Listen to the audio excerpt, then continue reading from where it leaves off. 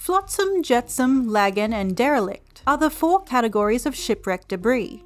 The distinction between these terms are important, as some countries have very particular guidelines for how each type of debris should be handled. The terms flotsam and jetsam have been around since the 1600s, and in more modern times has become a phrase to describe any lost or discarded items, similar to saying odds and ends. The word flotsam comes from the Anglo-French word floatsen, meaning to float. Jetsam is a shortened word for jettison, which comes from the Middle English jettison and means the act of throwing goods overboard to lighten a ship.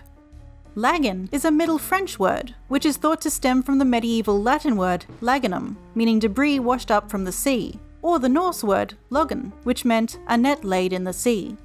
And derelict comes from the Latin derelictus, meaning forsaken. Both flotsam and jetsam refer to items found floating at sea as the result of a distressed ship or shipwreck.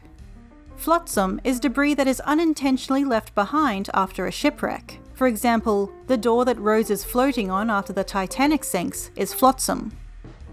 Jetsam is the term for anything that is cast overboard or otherwise intentionally jettisoned from a distressed ship, either to lighten the cargo load or as some other reaction to a problem the vessel has encountered.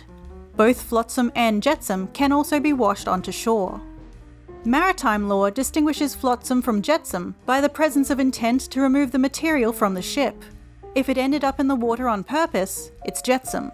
Everything else floating around the site is flotsam.